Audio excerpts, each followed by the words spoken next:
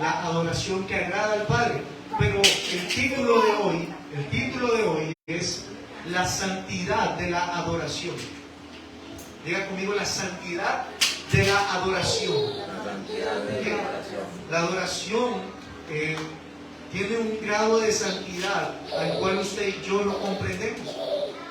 Que por pura misericordia nosotros adoramos a Dios. ¿Ok? Ahora, yo le invito a que usted esta mañana tome su palabra, tome su Biblia y me acompañe al libro de Levíticos, capítulo 10, versículo 1.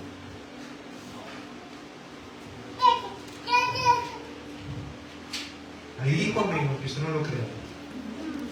Levítico capítulo 10, versículo del 1 al 2.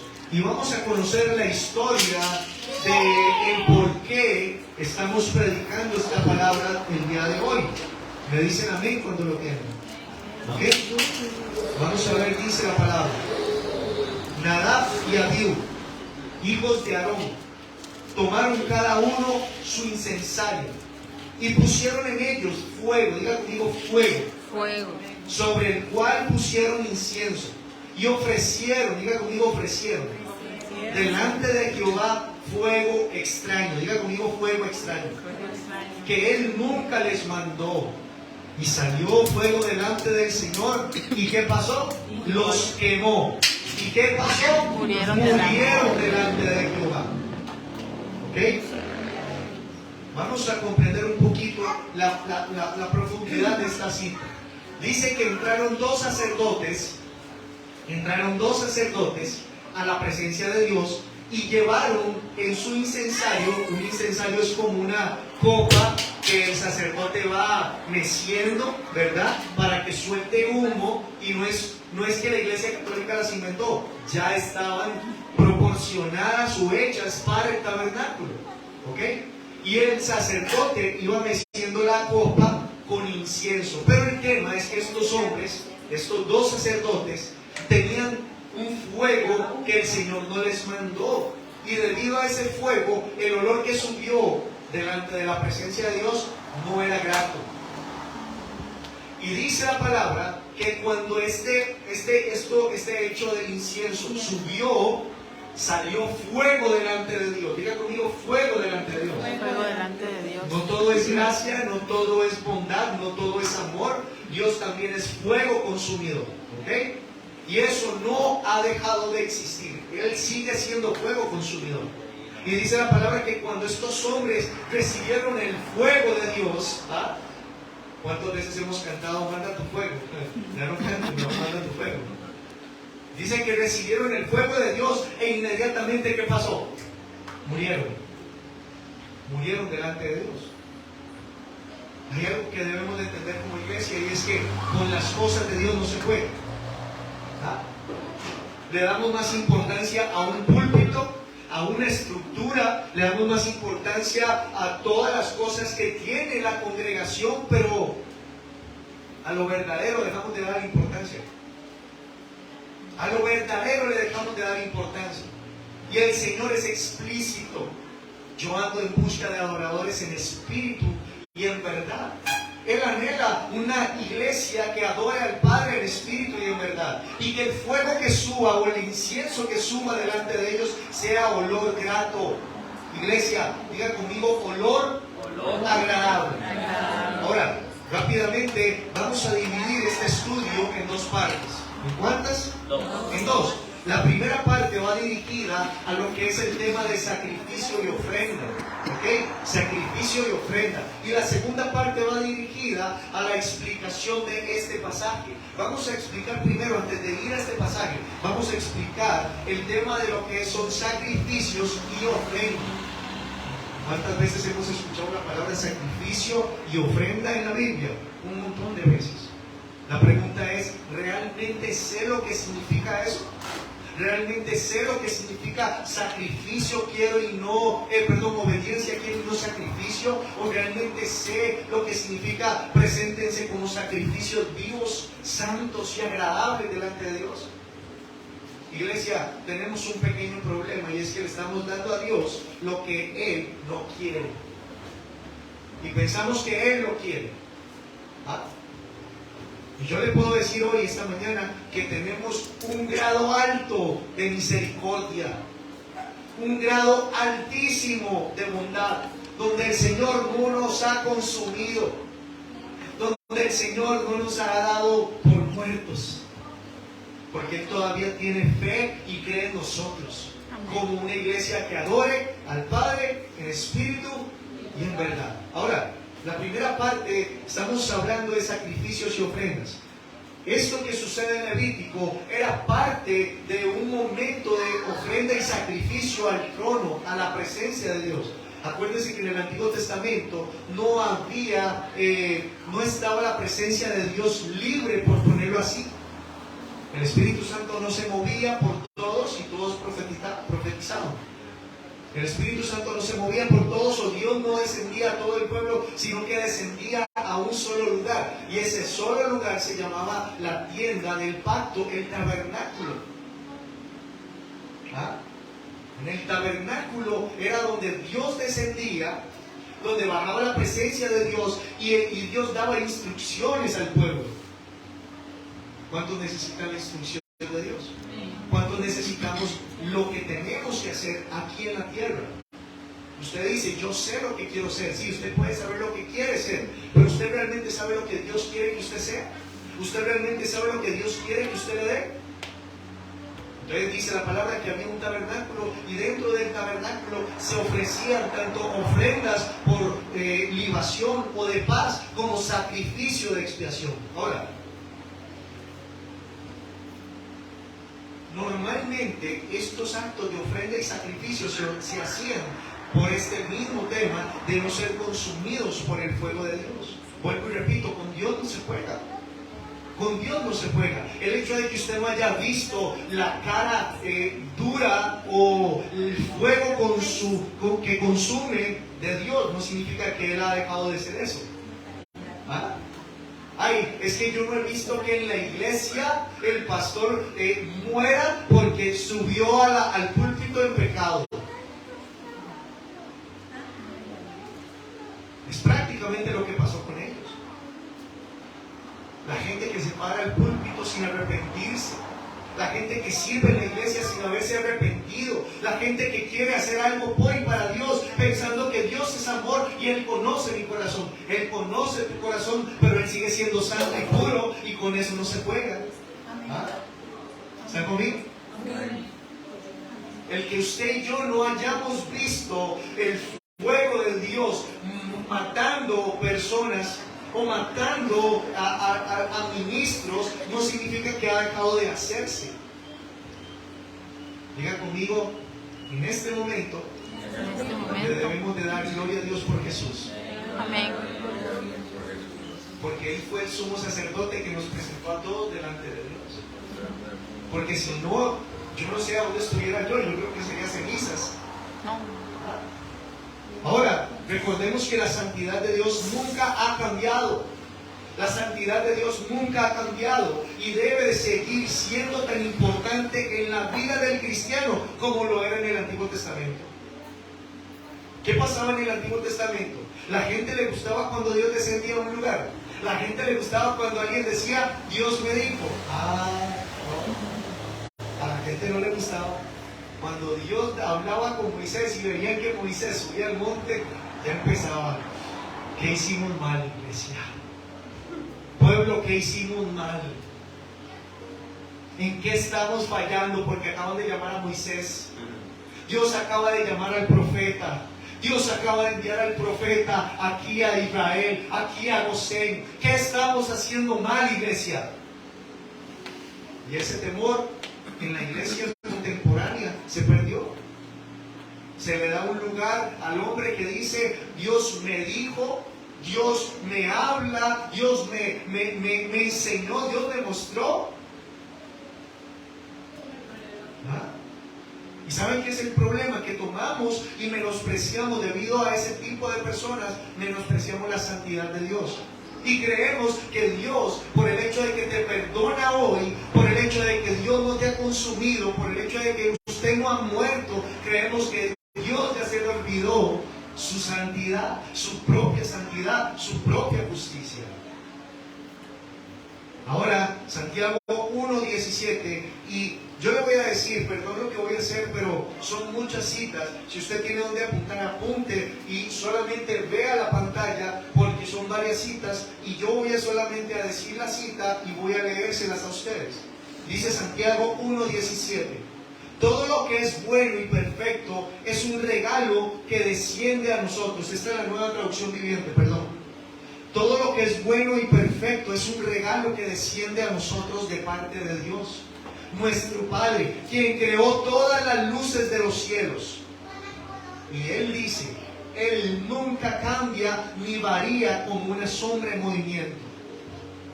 En la Reina Valera, Él dice que Él no tiene sombra de variación. Iglesia, ¿qué le ha hecho a usted creer que Dios cambió? ¿Qué nos ha hecho creer que la santidad y la gloria de Dios cambió? Nada. Usted y yo no tenemos derecho a pensar o a creer que Dios cambió. No, Dios no ha cambiado. Los que han cambiado somos nosotros. Si su fuego no nos ha consumido, no ha sido porque Él ha cambiado, sino por Jesucristo. Porque en el momento donde usted acepta a Jesús como su Señor y su Salvador, dice Hebreos que Él se vuelve no solo el sumo sacerdote, sino que es su abogado.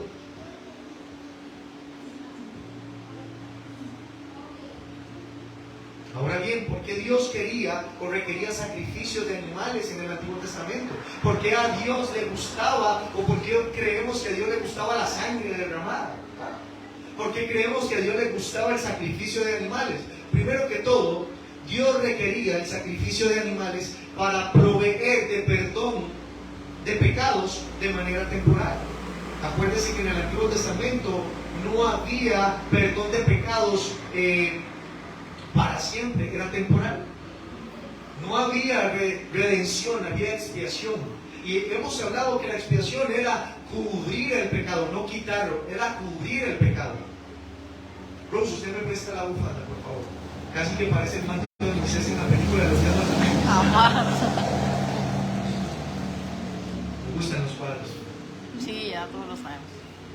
Y el Señor hacía esto con los pecados. Él cubría los pecados del pueblo, de su pueblo, no del mundo, de su pueblo. Cada vez que había sacrificio, Él cubría los pecados del pueblo para Él poder bajar y no ver tanta inmoralidad y no ver tanto pecado, porque dice la palabra que sus ojos no pueden ver pecado. Los ojos de Dios no pueden ver pecado. Por eso Jesús en la cruz le dice al Padre, Padre, ¿por qué me has abandonado? No fue que el Padre dejó solo a Jesús, sino que el Padre no podía ver en Jesús tanto nivel de pecado que había en Él.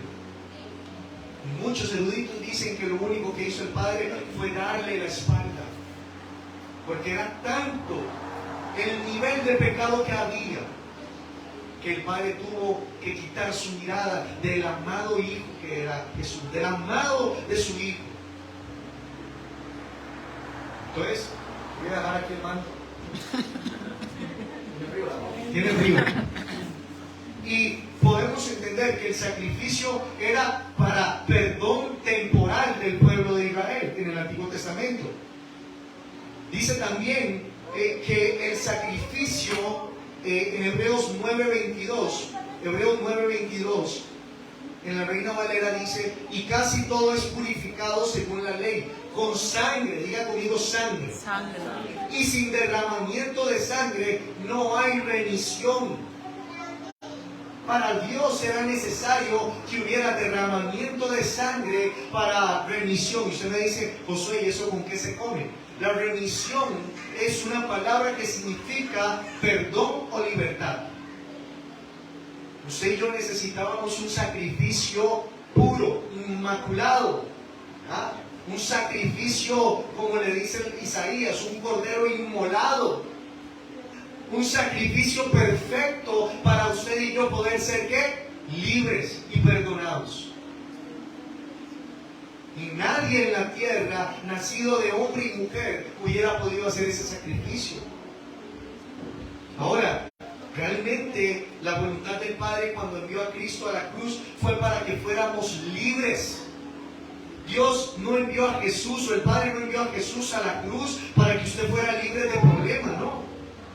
Porque seguimos teniendo problemas. Seguimos pagando la casa, la luz, el agua, seguimos teniendo deudas, seguimos enfermándonos de vez en cuando. Entonces, ¿qué tipo de libertad es la que quiso el Padre al enviar a Jesús a la cruz? Una libertad eterna. Que usted y yo no fuéramos al infierno, que usted y yo no fuéramos a pasar una eternidad sin Cristo. ¿Vamos comprendiendo? Ahora, leímos en el tiempo de la ofrenda, Génesis 3:21, donde el Señor hace fieles y donde Él es el primero que sacrifica para su creación. El Creador es el primero en mostrar sacrificio para su creación. Dice Génesis 3:21, y Jehová hizo al hombre y a su mujer túnicas de pieles y los vistió. No solamente les puso ahí la ropa, sino que Él dijo, venga, como un papá cuando viste a su hijo. Él todavía no se sabe vestir, vamos a vestirlo. Usted sabe la combinación que sacaría Teo, ¿verdad? Agarrando todas las camisas, sin supervisión de Mariela y de Adrián. Lo bueno es que tenemos un Padre que nos viste, un Padre que nos vistió. Y aquí hay algo que debemos de recordar siempre. La palabra de Dios dice que cuando Jacob, ¿quién se acuerda de Jacob? ¿Quién se acuerda de Isaías? Isaías era el hijo de Abraham, el primogénito, al cual Dios le dice que lo vaya a sacrificar. Isaac, perdón. Sí, yo. Isaac. Sí, yo también. Es que estábamos viendo, ¿verdad? Y dice la palabra que Abraham, Dios le dice a Abraham que sacrifique a Isaac. El tema es que cuando pasan los años, Isaac, siendo viejito, ¿verdad? No veía. Pero Isaac tenía dos hijos, Esaú y Jacob. Esaú, por tema de segundos, milisegundos, fue el mayor. Y por ser el mayor, tenía derecho a la herencia del padre. Pero dice que Jacob era astuto y también tenía la ventaja de su mamá, que estaba cerca del papá. Cuando le dice Jacob al hijo, le dice, Esaú, tráeme una ofrenda, tráeme un sacrificio porque te quiero bendecir. Y dice la palabra que la mamá corrió, ¿verdad?, a donde estaba Jacob y le dice, Jacob, tenemos que adelantarnos. Tu hermano va a recibir la herencia, tu hermano va a recibir la bendición de su padre. Y dice la palabra que Jacob se tuvo que poner el traje, la vestimenta de Saúl, para que cuando el padre llegara, como era ciego, para que el padre cuando llegara y lo tocara, dijera, este es Esaú, aunque se oye diferente, este es Esaú. Cuando la palabra de Dios dice que el Señor vistió a Adán y a Eva, hace referencia a que el Señor, cuando Cristo muere en la cruz, cuando hace el sacrificio en la cruz, Él nos viste. Él nos viste. Estábamos desnudos y Él nos viste. ¿Y sabe qué pasa cuando usted viene delante de Dios a adorar al Padre? El Padre no nos ve a nosotros como pecadores. El Padre nos ve como hijos amados, vestidos como Jesús, vestidos y oliendo como Cristo. La única forma en la que Jacob hubiera tenido esa bendición era volviéndose como Esaú. Usted y yo formamos parte de una generación bendita por Dios, pero gracias al sacrificio de Jesús en la cruz. Amén. Ahora, Dios ordena a la nación de Israel que realice numerosos sacrificios de acuerdo a ciertos procedimientos señalados por Él mismo. Y yo le voy a dar tres cosas que tenía el sacrificio. Primero, el animal debía ser un animal sin defecto. El sacrificio que el pueblo le iba a dar a Dios debía ser un animal sin defecto. Imagínese un cordero que tenga un ojo por acá y el otro por allá, que ese no servía. Un cordero que tuviera una pata más grande que la otra, ese no servía. Un cordero que tuviera una oreja más grande que la otra, ese no servía. El animal debía ser un animal sin defecto. ¿Saben por qué? Porque ellos entendían la grandeza y la santidad de Dios. ¿Usted quiere que le diga algo? de las pocas cosas que usted y yo tenemos perfectas es cuando adoramos a Dios. De las pocas cosas que usted y yo tenemos perfectas es cuando adoramos al Señor. Porque esa adoración sube a Él y a Él le agrada. A Él le agrada cuando solamente decimos, Señor, te amo. Eso es una adoración perfecta para un ser perfecto. Y eso no quita que seguimos siendo imperfectos.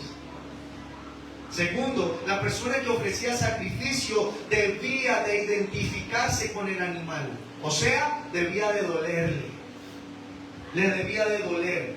¿Ah? Uy, es que el Señor me está pidiendo que sacrifique. Digo, voy a ir a buscar a la granja de Majo un cordero y voy a matarlo. ¿Ah? No, es que la granja es de Majo. Usted tiene sus propios animales. Usted tiene sus propias cosas que sacrificar. Cuando usted y yo sacrificamos cosas para y por Dios, es algo que a usted le duela. Es algo con lo que usted se identifique. Es algo con lo que normalmente estás luchando. Ahora, tercero, la persona que ofrecía el animal debía de ella misma infligirle la muerte.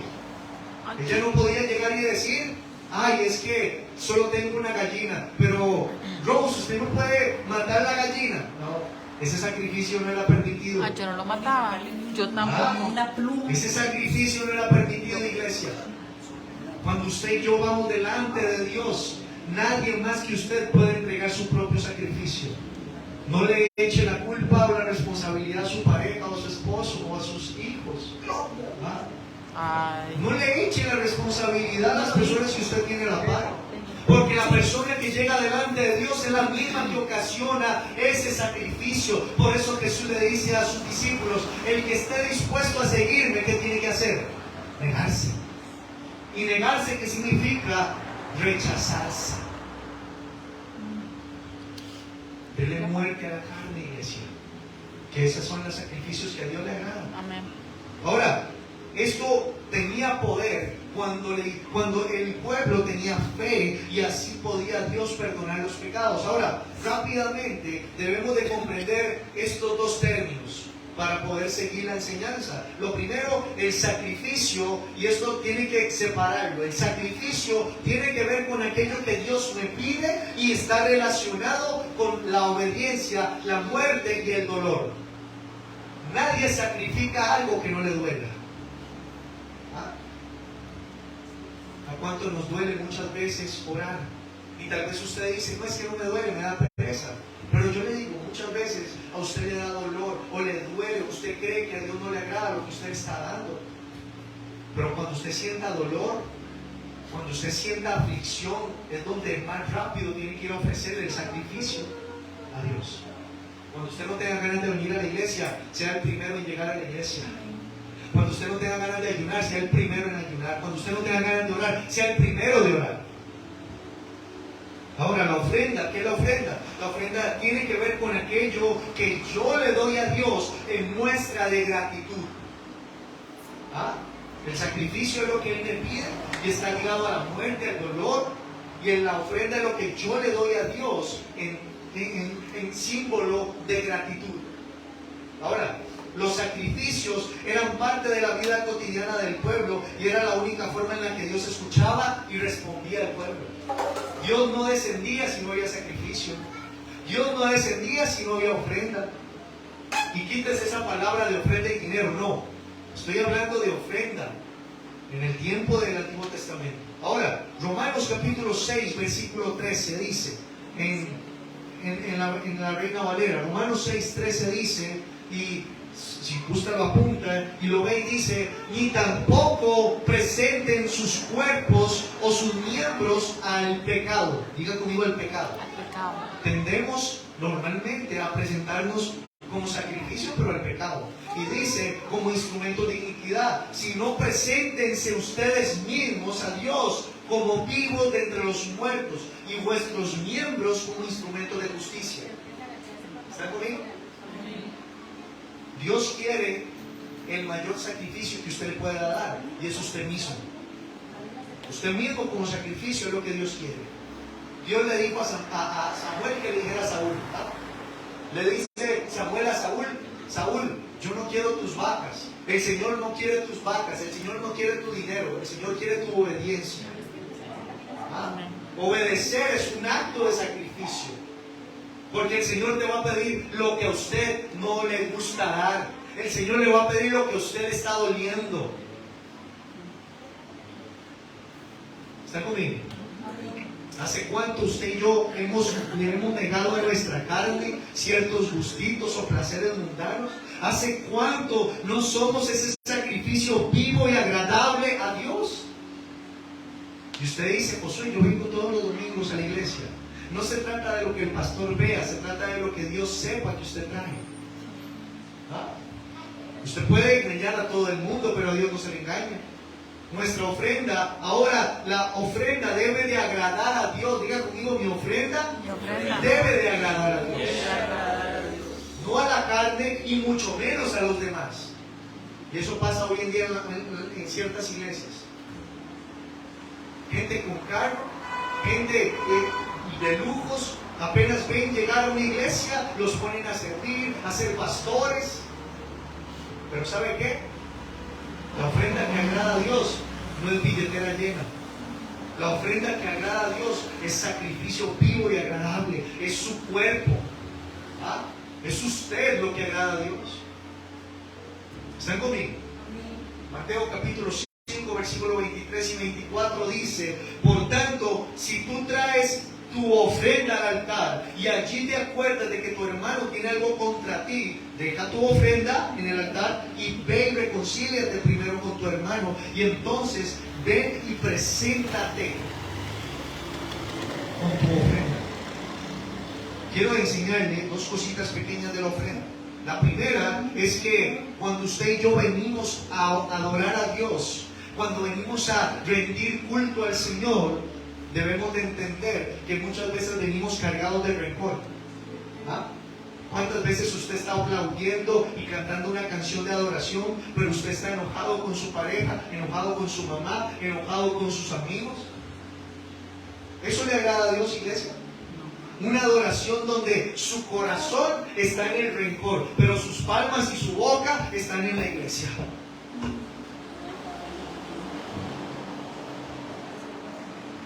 ¿Cuántas cosas hemos guardado en nosotros cuando adoramos a Dios? La pregunta es, ¿realmente le agrada a Dios esa ofrenda y esa adoración que le traemos? ¿Ah? ¿A quién le gusta que lo engañen y que le traigan un regalo grande y por dentro esté vacío? Eso es lo que pasa cuando llegamos delante de Dios, adoramos a Dios, pero estamos llenos y cargados de odio, de rencor, de orgullo, soberbia. Aunque usted no lo crea, cuando usted viene así a la iglesia, usted está engañando a Dios o está tratando de engañar a Dios. Y Dios sabe cómo vino usted a la iglesia.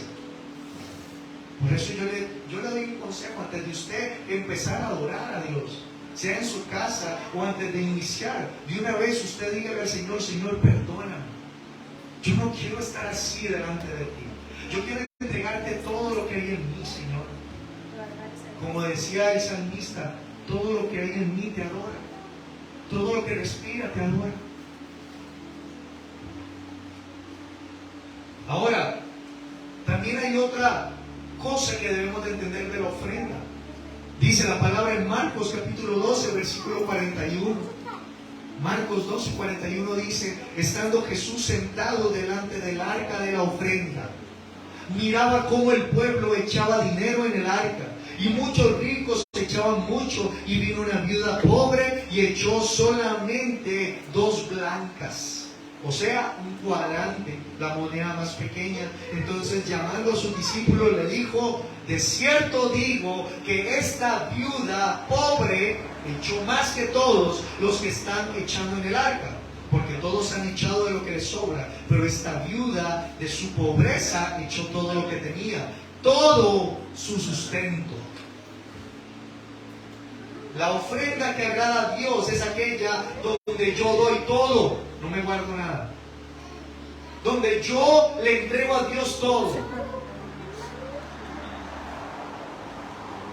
Ponemos nuestro sustento en el dinero, iglesia. Ponemos nuestro sustento en los recursos de la tierra y seguimos sin confiar en Dios. No voy a decir, pero ahí acaba de venir un manual. ¿Quién será el hermano? Escuche esto que le voy a decir. La verdadera adoración a Dios es un sacrificio cuando mi carne no está dispuesta a adorar. Y es una ofrenda cuando comprendo el sacrificio de Cristo en la cruz. La adoración es un conjunto de sacrificio cuando yo le digo a mi alma: alma, usted adora a Dios aunque usted no tenga ganas. Alma, tú adoras a Dios aunque estés pasando por el valle de muerte y de sombra. Alma, tú adoras a Dios aunque estés pasando por el desierto. Alma mía, bendice al Señor. Alma mía, adora al Señor. Usted no se manda sola, señora. Pero también la adoración es una ofrenda cuando yo recuerdo y digo: ¿cómo no voy a ir a la iglesia si Cristo murió por mí en la cruz? ¿Cómo no voy a adorar a Dios con todas mis fuerzas si Él se entregó completo en la cruz? Esa fue la primera parte cuando hablamos de sacrificios y ofrendas.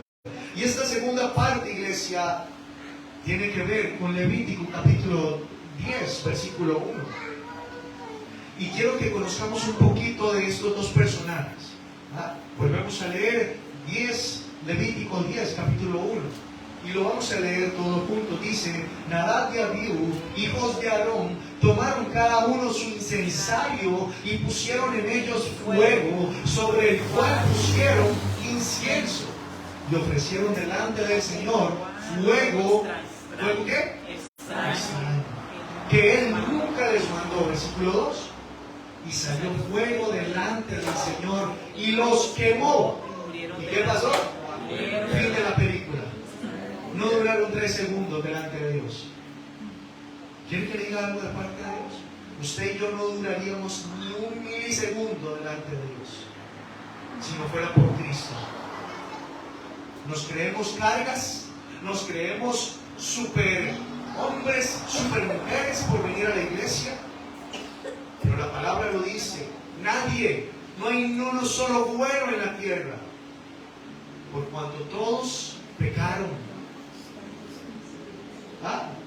Lo que le pasó a estos dos hombres, iglesia, téngalo por seguro que a más de uno de los que estamos aquí nos hubiera pasado, si no hubiera sido porque Cristo nos rescató de la muerte.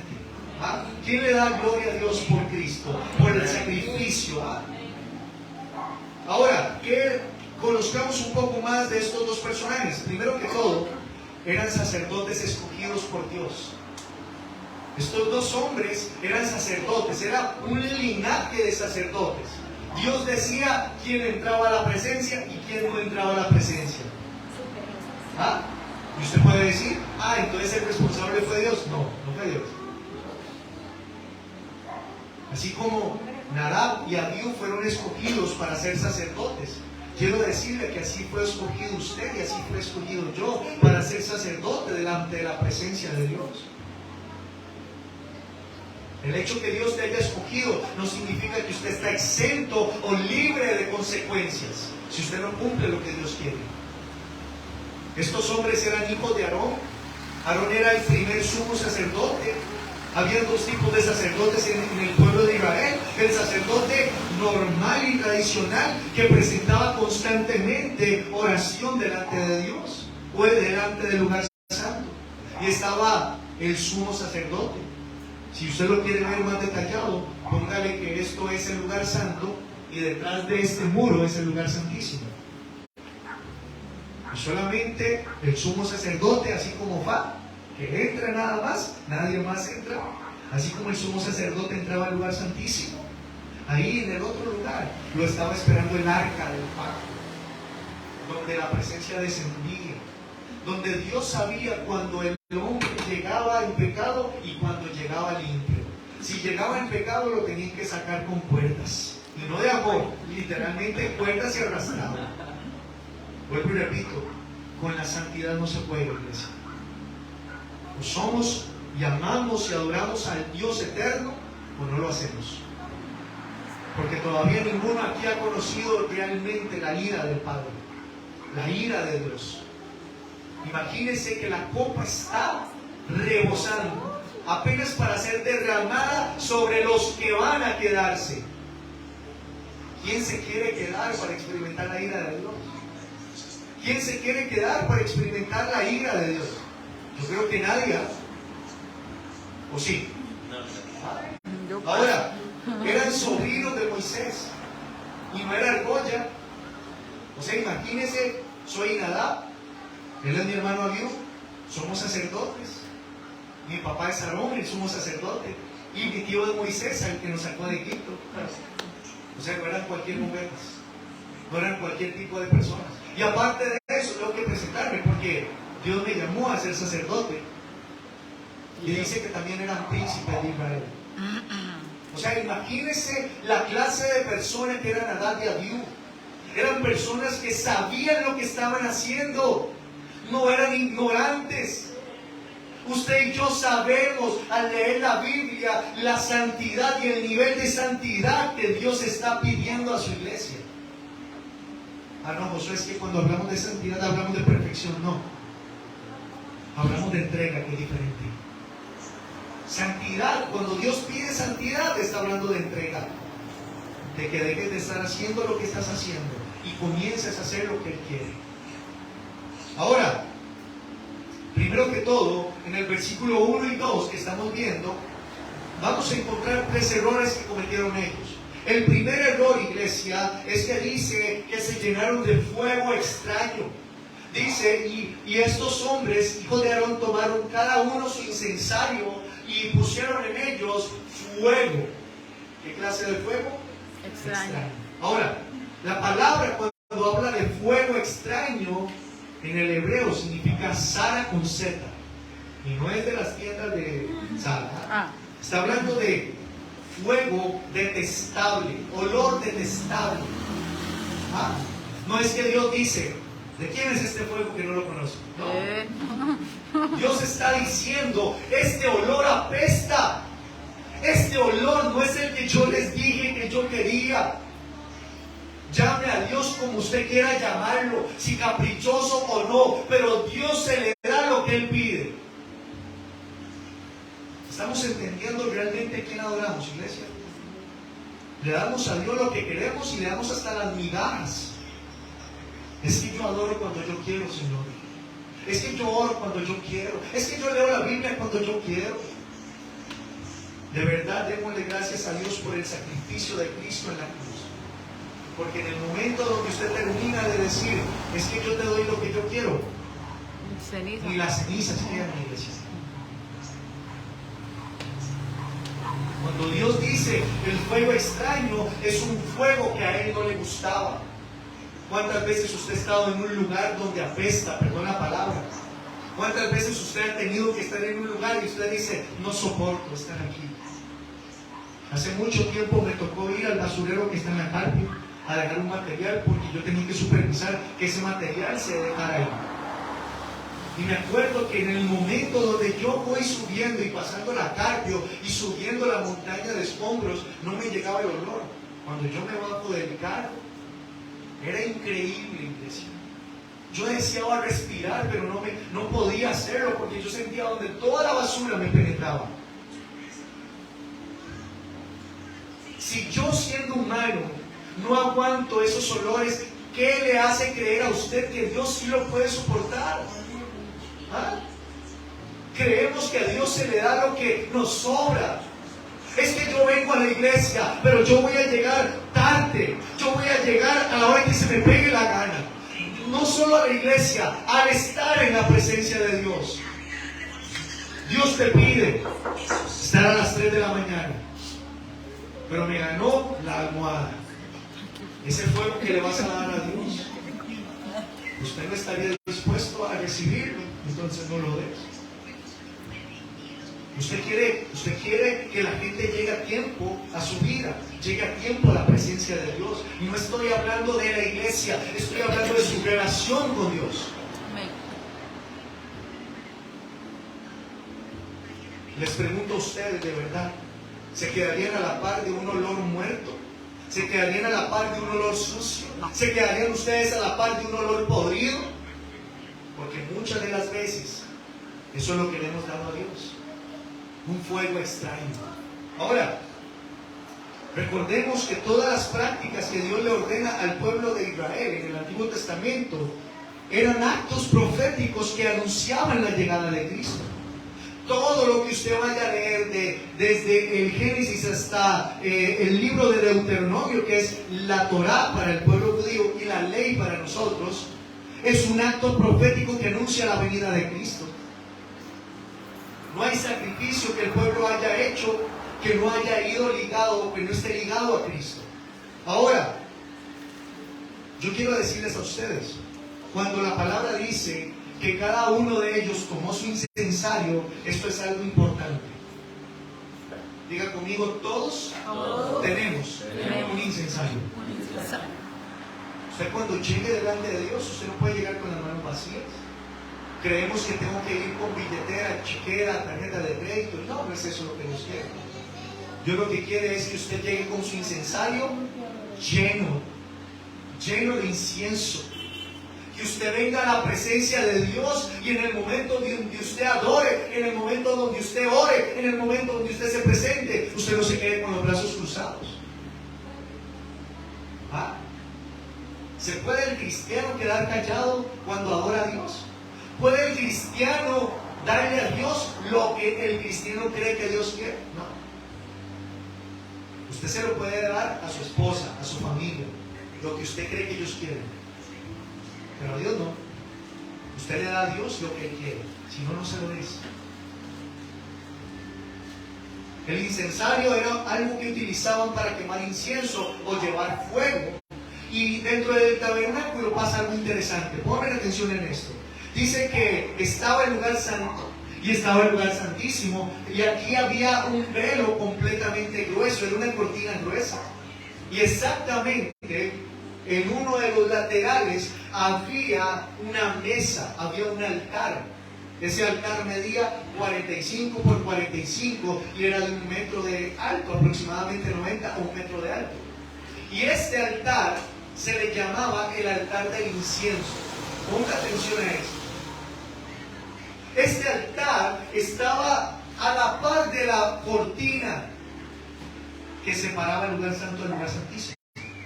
Todos los utensilios estaban por allá, pero este altar del incienso era el que estaba pegado a la cortina. Ahora, esto que va a pasar, ¿verdad? No lo vamos a buscar, pero sí anótelo. No lo vamos a leer porque es bastante largo. Éxodo capítulo 30 del 1 al 10. Esto es y habla del altar de incienso, ¿verdad? Pero yo le quiero explicar a usted para qué era este altar.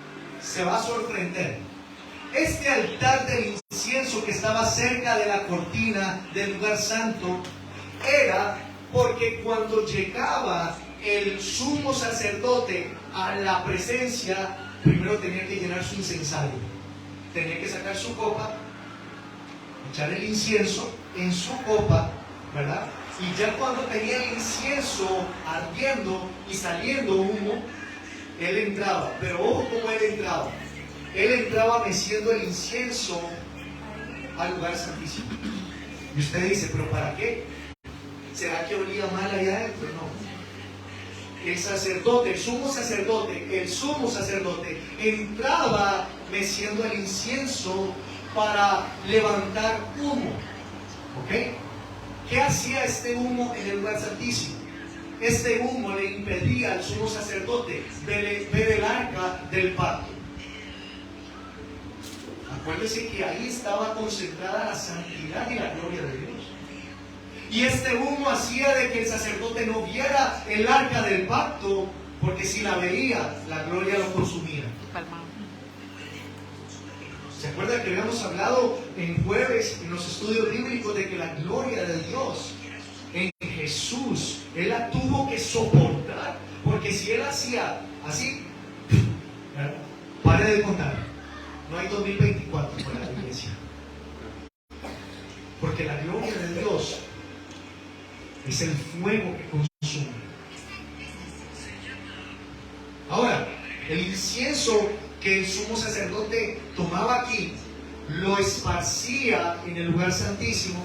Él no veía el arca del pacto, pero Dios sí podía ver a este hombre, ¿verdad?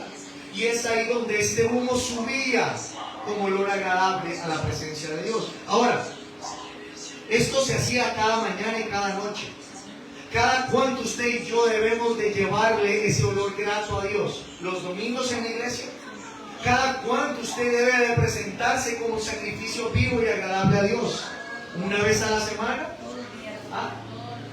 Y si hablamos de todos los días, dice que eso se hacía de día y de noche. Cada cuanto usted se levanta como el sacerdote o la sacerdote de su casa, a levantar ese incienso en la mañana, a orar ese incienso, a presentarse delante de Dios. Ahora, quiero enseñarle dos cosas rápidamente. Primero, el Salmo 141. Salmo 141, versículo del 1 al 2 dice: Jehová, a ti he clamado, le dice David, apresúrate a mí, escucha mi voz, por favor, cuando te invocare. Suba mi oración delante de ti, ¿como qué? Suba mi oración delante de ti como el incienso, y el don de mis manos como la ofrenda de la tarde. Dice Apocalipsis capítulo 5, versículo 8.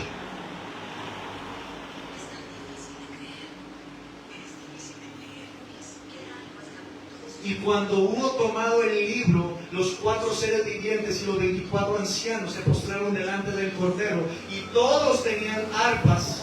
Esto significa que todos adoraban, y las copas de oro llenas de ¿qué? ¿Y qué son estas copas de oro? Son las oraciones de quienes. ¿Y quiénes son santos aquí? Por la gracia de Cristo. Cuando usted ora, la oración suya sube a esta copa. Iglesia, debemos de entender que la presencia de Dios es santa, es pura. Ahora, yo le quiero decir a usted algo con respecto a la oración.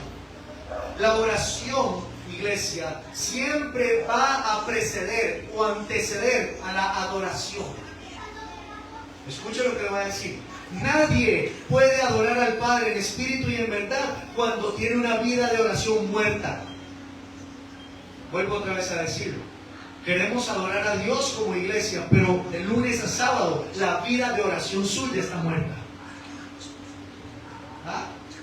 ¿Eso le agrada a Dios? Eso no le agrada a Dios. La adoración que le agrada a Dios empieza en tu cuarto, cuando oras, todos los días. Sube incienso en la mañana y sube incienso en la noche.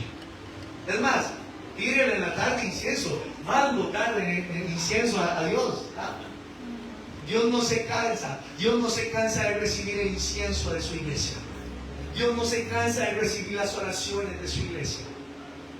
Cuando usted ora en su casa, Dios lo está preparando para adorar aquí en público. Amén. Dios te está preparando para adorar como iglesia. Ahora, el problema es que muchos pusieron incienso, pero el fuego o el carbón para quemar no venía de Dios. Ellos pusieron el incienso, ¿se acuerdan? Ellos pusieron las ramitas de incienso, pero usaron un fuego que a Dios no le gustaba. Ahora, yo le quiero decir a usted, refiriéndose a la oración, venimos, oramos constantemente a Dios, sí, Josué, yo oro a Dios, pero yo le quiero preguntar a usted, ¿qué es lo que lo está motivando a orar? ¿Qué es lo que a usted lo está motivando a orar? ¿Buscar más de Dios o que Dios solucione tu problema? ¿Fuego extraño, iglesia? Buscamos a Dios por los panes y los peces, pero no lo buscamos por la esencia que es Él. Fuego extraño estamos dándole a Dios. Lo buscamos porque estamos en problemas, en tormentas. Uy, Jesús, levántese, porque el arca se está hundiendo. Jesús no se levantó amorosamente. Jesús le dijo, no sean hombres de poca fe. Les he enseñado que tengan fe. Yo le quiero preguntar otra cosa. ¿Usted quiere a Dios o quiere algo de Él? Cuando usted ora, ¿usted está buscando a Dios o está buscando algo extra de Él? Nuestra oración debe ir en pos a Dios, conocer su voluntad, humillarnos delante de Él y reconocer completa dependencia a Él. A estas alturas, iglesia, nadie aquí puede decir que Dios no le ha dicho lo que Él quiere. Dios te ha dicho lo que Él quiere de ti. Y todavía le seguimos dando migajas cuando adoramos a Dios. Podemos creer que Nadab y Abiú agarraron el primer carbón, agarraron lo primero que se encontraron y fueron y se presentaron a Dios. Cuando usted venga delante de Dios, venga con un corazón dispuesto, preparado.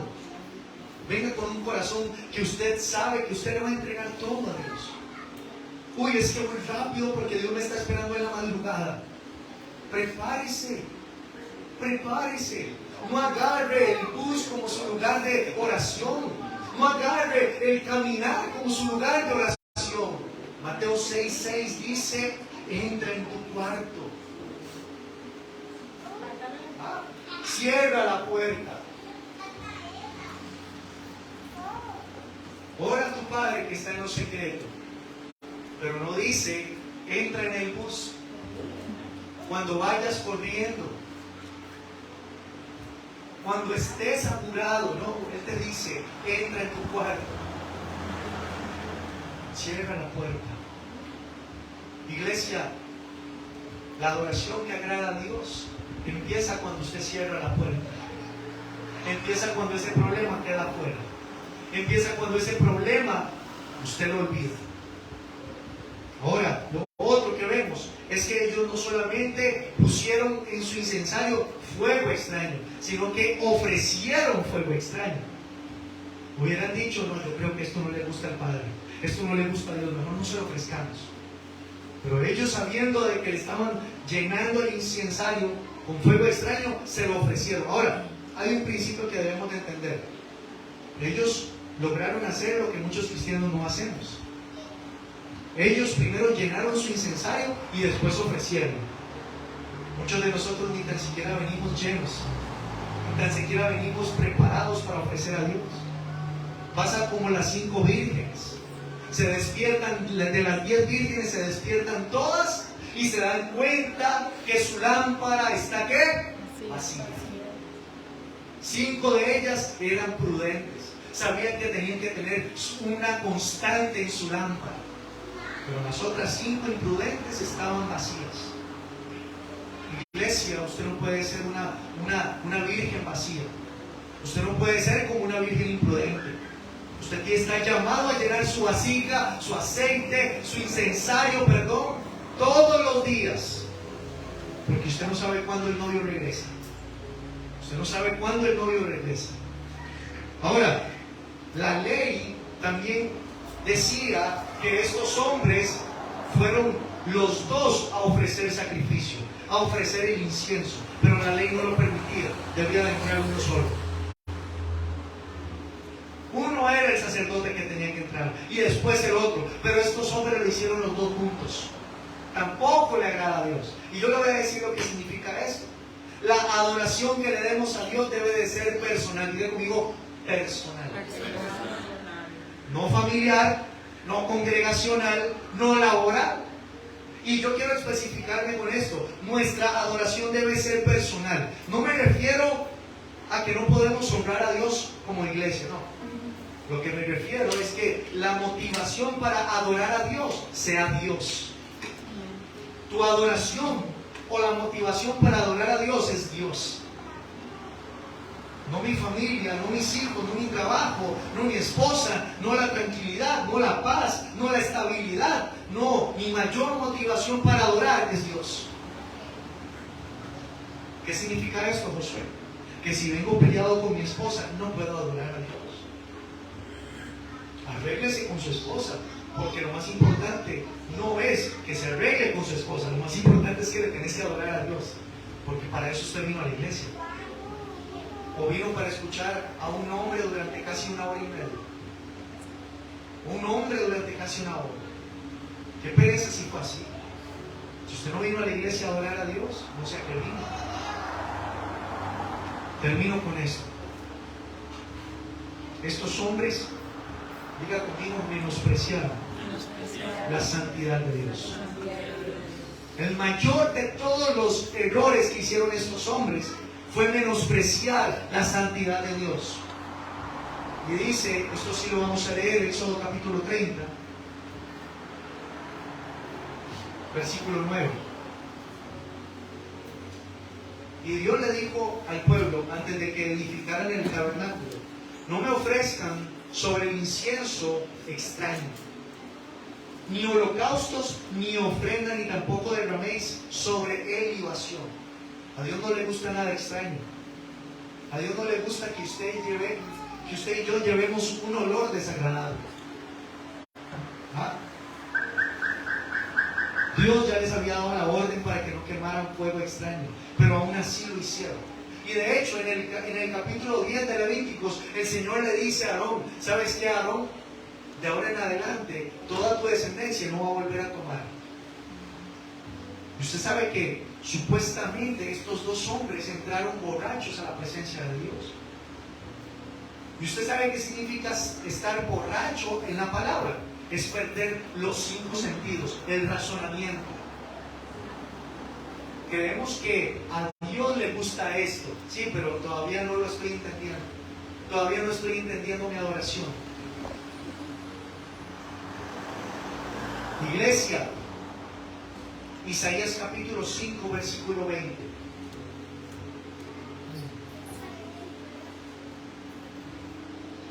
Isaías capítulo 5, versículo 20 dice: ay de los que a lo malo dicen bueno y a lo bueno dicen malo, y que hacen de la luz tinieblas y de las tinieblas luz, y que ponen lo amargo por dulce y lo dulce por amargo. Versículo 21. Ay de los sabios en sus propios ojos y de los que son prudentes delante de sí mismos. Esta palabra, iglesia, no es para el mundo. Esta palabra es para la iglesia.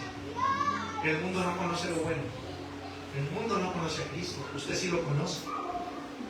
El mundo no conoce lo que a Dios le agrada. Usted sí lo conoce. Y aún usted conociendo lo que a Dios le agrada y lo que a Dios no le agrada, le seguimos dando lo que a Él no le gusta. Y nos volvemos como esta generación que llamábamos a lo malo bueno y a lo bueno malo. No se preocupe, iglesia. Venga delante de Dios.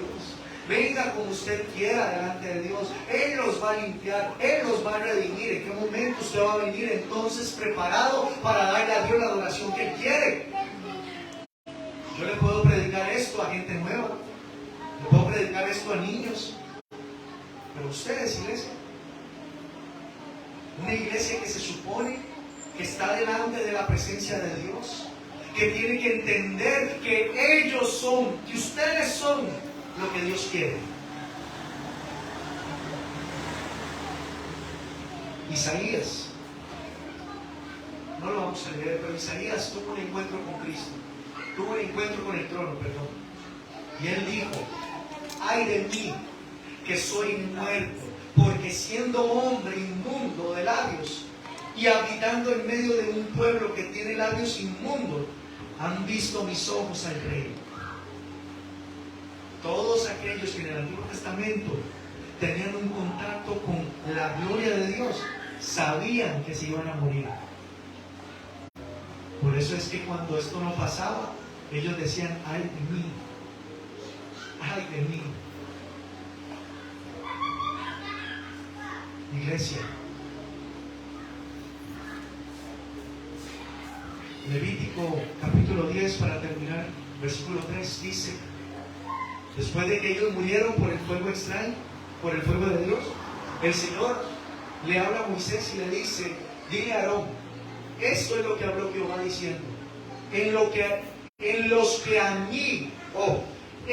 que a mí se acercan, ¿qué es lo que va a hacer Dios con ellos? ¿Los va a qué? ¿Los va a qué? Santificar. Y en presencia de todo el pueblo, yo seré glorificado. Y Aarón cayó. ¿Quiere que le diga lo que significa esto? El mundo, iglesia, va a reconocer la santidad de Dios a través de la oración que usted le ofrezca a Dios. El mundo va a entender un poquito más lo que significa la presencia de Dios cuando usted viva una vida constante de oración. Póngase de pie esta mañana.